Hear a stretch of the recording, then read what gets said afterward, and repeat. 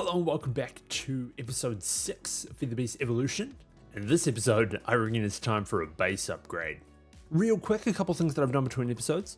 I've made a toolbar and I put most of our most used tools here so we can equip this. And then I can use R just as like a little radial menu here that I can swap between. So we can swap between our paxel, back to our machete, pretty quick. The other thing I've made is a temporal pouch. This was mentioned in the comments of the last episode, and I had completely forgot about them. It pretty much saves up time as it sits in your inventory, and then you can use it to speed up blocks. Like if I wanted more power out of this biogenerator, I could shift right click on this and it would accelerate it to 2 times speed. Pretty much like a tick accelerator. Time in a bottle, I think, is another one that is often in mod packs. Okay, I think we're gonna do a little base upgrade. So we just got Applied Energistics a couple episodes ago. So I'm keen to kind of set this up properly in a proper area down here and have space for, these drive storages, but also some deep storage with drawers. So I think this will be the main area we kind of change. I'll leave these buildings as they are. We might just change the way we get to them in terms of the paths and stuff. I've got some pretty good ideas of what I want to do here.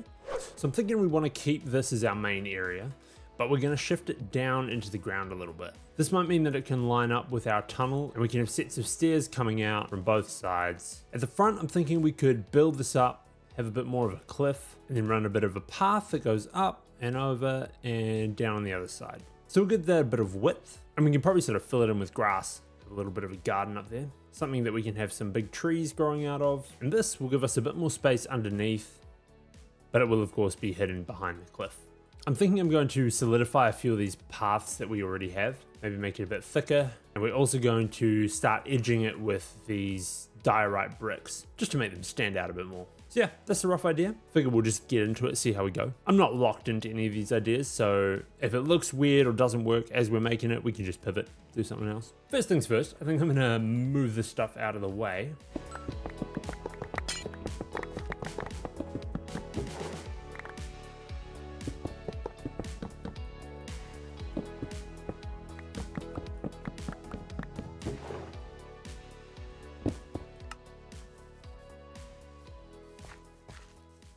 Then I think I'm going to start with just some of the broad strokes and see if I can get some bridge hill thing going here. Then we'll dig out this middle area and make some paths around the place. See how we go.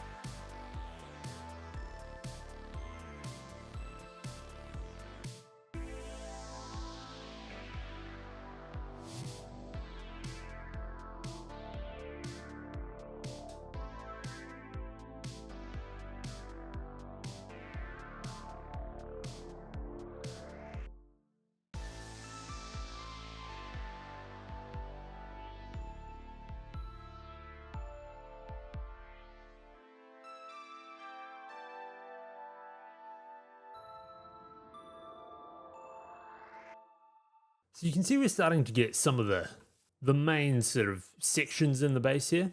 We can see we've got this sort of dug in bit down the bottom here, which I can use for our sort of main base of operations that will have access to everything. We've got our little bridge that goes up over here, which I've just added a little path to. And then we've got our big, thicker paths that go off the sides here and can lead to other stuff. Now I'm sticking to the dirt path because it increases our run speed. You see we can kind of sprint pretty quick on that compared to anything else is a little bit slower. But I'm not sure about these big wide roads. I feel like they're a little bit bare, a little bit sort of flat one color. So I'm thinking maybe I do a bit more of this kind of like grass with a path through it kind of thing. I could do that for any of these 5 wide big paths. And then of course that kind of can split off and then widen out when we get to the buildings. But then it's kind of like, what's the difference between on here and down there, you know? So perhaps I make these garden areas a little less of a winding path and more of just a straight path through the middle with flower beds and gardens on the sides maybe. You can see I've kind of connected everything up here. It goes down to where our quartz is. We've got stairs going up on either side. And then I've also done stairs at the back going up to where our power gen is, and stairs from there that go then up to where our little old house is. I think looking at it now, I feel like this slow step up looks a little bit weird, so I might swap that out for just regular 1 block up. My plan is, of course, to add proper stairs and more decorations to these anyway, so they hopefully won't look as boring, because I mean, dirt's a pretty ugly texture to look at on the side like this. I'm thinking as well with this main area, we kind of have space to have paths that go down on either side. This side, of course, we'll have to watch out for where our little XP farm is under there. But I still think there's a bit of space to kind of go down and to the right. And on this side, there's space to go down and wherever. And I'm even thinking one of these could lead to, you know, storage, and the other to where we set up some of our auto crafting. We'll see what we do with those. We're going to take a brief interlude from the building though, because I realized that I'm going to want a bunch of these Fluix cables, and the covered ones need wool, which we currently don't have much of at all. So I figure I'm going to throw another simulation chamber onto our hostile neural network over here. I've made an empty model framework, and we're going to go find ourselves some sheep.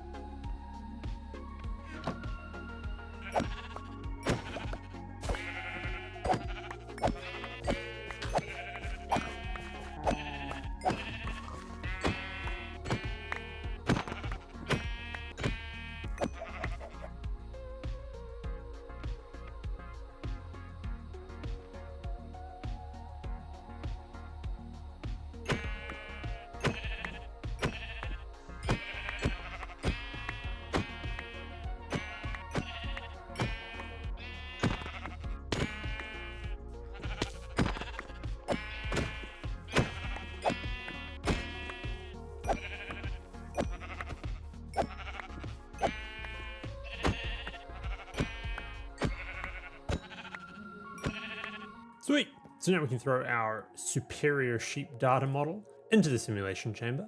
I'm actually going to disconnect the rest of them so that when I load it up with prediction matrix, this is the only one that's running. There we go. So we can get sheep predictions now. I'll add a drawer for that.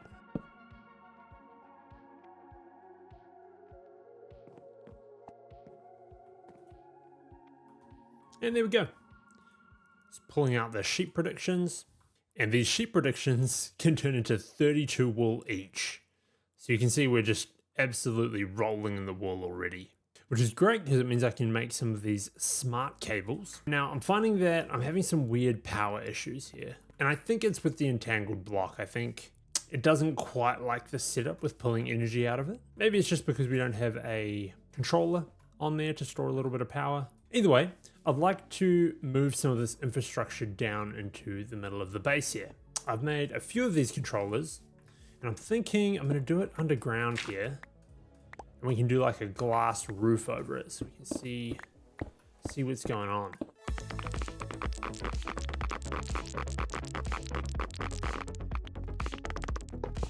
And I'm thinking the best way to get power to this thing will be through the wall.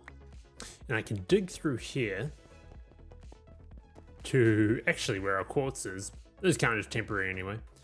But this can actually go straight up under our power gen up here. So I'm actually going to disconnect this for a second. And this is our main power gen. I'm going to make a couple P2P tunnels. And I want to see if I can switch it to a energy P2P tunnel. Looks like there's a few ways to do this. Now, I haven't actually used these before, but I think I can figure out how they work. So if I right click on these with just some sort of mechanism machine. Now, I haven't actually used these energy P2P tunnels before, but if they work how I think they do, we should be able to plug the power straight into one over this side.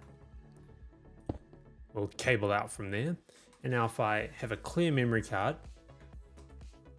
I can configure this P2P tunnel, and that copies the configuration to the memory card.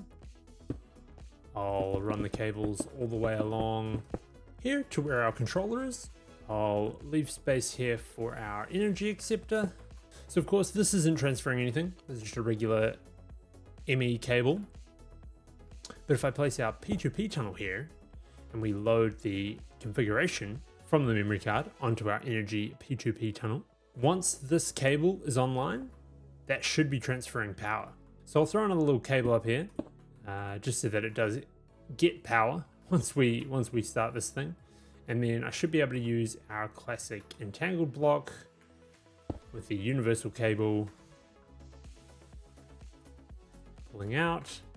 And so this should pretty much just jumpstart our network here. So now the network's got power, this cable is online and has one channel being used. And if we have a look at this energy P2P tunnel, it says device online linked, and that this is the output side. So now we should have power coming through our ME cable. So I should be able to remove this universal cable, remove this entangled block, and our system here should still be getting power. Yeah. These controllers don't seem to be draining. Our energy acceptor is working. So we're pretty much using an ME network to transfer power to power the ME network. This setup in here and the location of it and stuff is a little bit messy. I think I'll probably tidy it up later. I'm actually going to rename this memory card to energy P2P. So any P2P we link up with this tool should pull energy from our main energy generation there. I'm going to make another P2P tunnel, and I'm going to extend this cable a bit so I can connect it back up to where the original power was connected to. Which is of course our energy cube here. And once I hook that back up, this should fill back up. And we should be powering our simulation chamber again. So the idea of course is that all I'll need is this Applied Energistics ME cable running throughout our base. And from that I can connect to the network and I can get power from our power system. So after logging out and restarting the server and all that, this system did break, our little self-running system. When the server turns on, the ME controller here doesn't have any power to create the connection that gives it power, if that makes sense.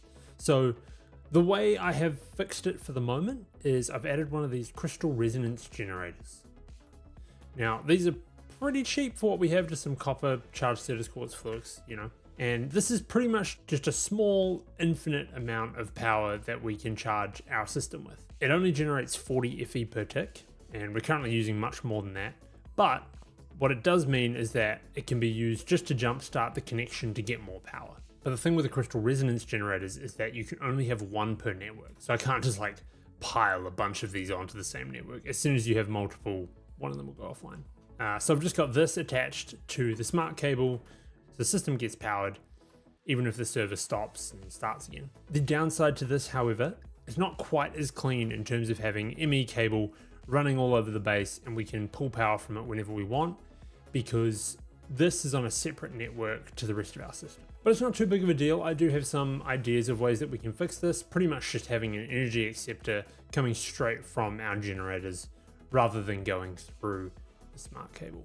And then also having energy running into a separate P2P tunnel, which we can then use to power whatever we want. Yeah, it's quite confusing. Hopefully that made some sort of sense. And I'll look at cleaning this up and getting that set up probably in a later episode. But for now, working like a charm. Now I'm gonna run a dense smart cable out this side. Hopefully we have enough. Perfect, just enough. And this is gonna be where our main sort of setup. Excuse me. I'm trying to explain some applied energistics here.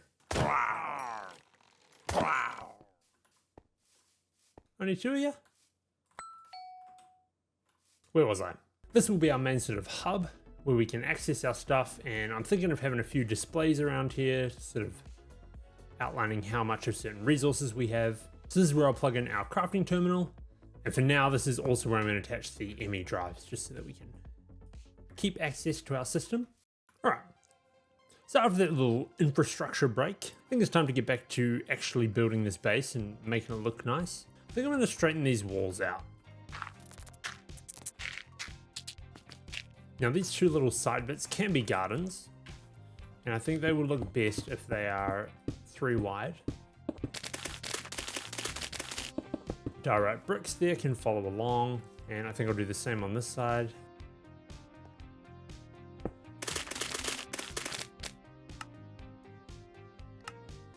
I'm gonna get some glass to fill in this hole in the middle here. And that's gonna be edged with the diorite bricks, while the rest of this ground is gonna be turned into dirt paths.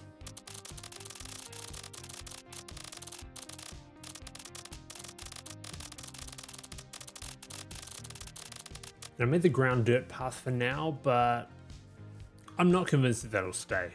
I really don't like how uniform this color is, so I don't think it's worth the extra run speed. And I think for this overhang bridge thing, in order for it to look legit, I think we need to kind of have some supports here. Might even strip the logs. I actually don't really like the greeny tint these stripped logs are giving me. I'm gonna try swapping it out for these natural spruce planks, because they kind of look like beams, but they have the same color as the planks. And then if I use the framed stairs here, I can even make it sort of stick out and the textures connect, which is pretty cool. Might even do one down the middle just to balance it out. Figure I'll use some fences in between to kind of give that look of a bit more support there. Fences I'll throw in these little spots too, and I'll use more framed blocks to kind of cover up the bottom here.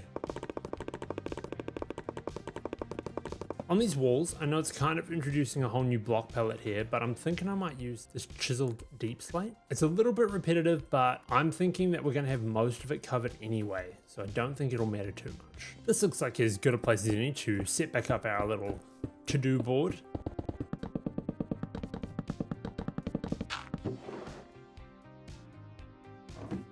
I reckon some little corner pillars here would look pretty cool.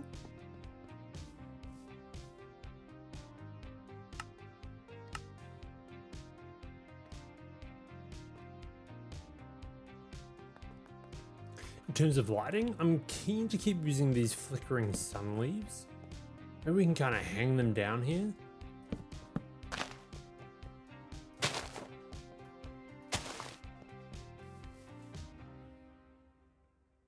So I've been running around a bit, sort of updating our base, mostly little details. You can see I've set aside a spot here where we can build a little tunnel into different rooms.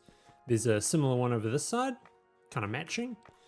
This area here, I'm thinking we'll put a bunch of the machines that we use, like the crushing factory and the enriching factory, and that kind of thing can be like set in the wall here. Got a little spot here for our waystone. Put a bunch more of these flickering sun leaves all around the place. Kind of figured out what we're doing with these corners. So from under here, there's sort of supports with some of that cobbled deep slate as the walls. And then up on top, each one is sort of a little garden. And each one has a golden birch growing out of it. So I cleaned up some of the paths around here as well. There's the one going up here too. And added these stairs in that go down to the sort of main room of our base. And if you remember, this was sort of stood up one level. But I thought it looked kind of weird having it kind of raised when the rest of the base is kind of just at the level that it came. So I moved that down. Yeah, I think overall we're looking pretty good though. There's a lot of little touches I think that we can do, like I'll bone meal a lot of the grass here to make the gardens look a bit better, and potentially a little bit more detail around the transitions of the paths here. I think I figured that for the ground we'll do paths outside here. This makes sense. But similarly to the building we have here, how it goes downstairs into shifted oak planks, we'll do the same kind of thing in our base here. So it kind of counts as entering the room when you come down the stairs, and all the floor in here will be the shifted oak planks. Now there's a couple more things I'd like to do before the end of the episode. I had a bit of an idea about this wall, because I mean it's just a big dirt wall at this point. I was always going to change it to something else, but still was kind of figuring out what to do. But you know, outside this wall is a pretty nice view, right? So I feel like it would be sad to kind of throw away that view. So I think I will do a good chunk of this wall as glass. And I was thinking, because these beams kind of head to nothing at the moment as well, we could kind of extend the beams out and even make the garden on top a bit bigger. I think it could look pretty cool, kind of heading out over the cliff a little bit. So I might give it a go, see what we can come up with.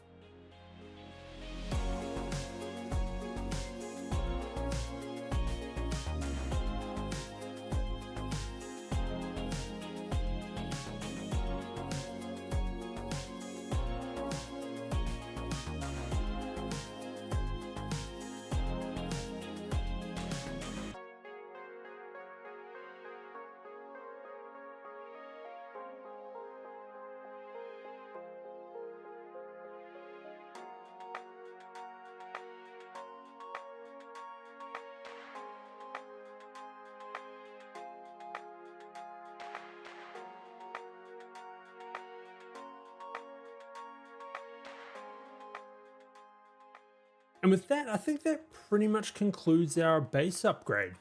I might just run around and bone meal a bit of the grass around here just to get these gardens looking good.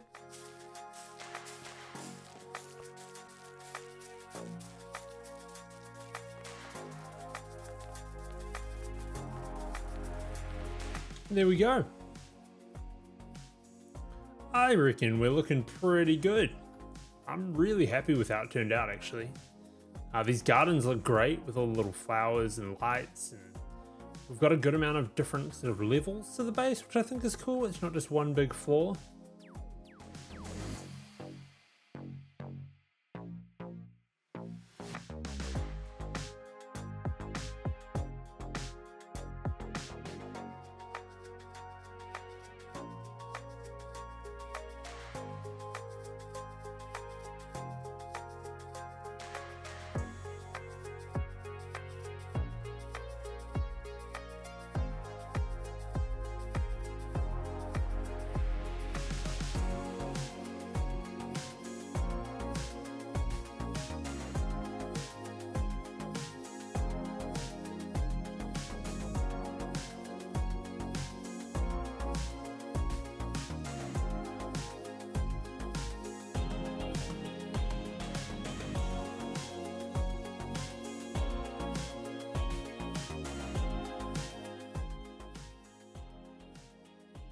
Yeah, I'm stoked.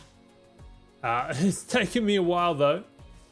You can tell because the temporal pouch that we made at the start of the episode is up to almost 10 hours. But I'm stoked. It looks so good. Let me know what you think down in the comments. Reckon we've done it justice. And in the coming episodes, I'm keen to set up our proper storage and get some proper automation going for our Certus quartz and a few other things down here. But yeah, thanks for watching, especially if you made it this far, and I'll see you in the next episode.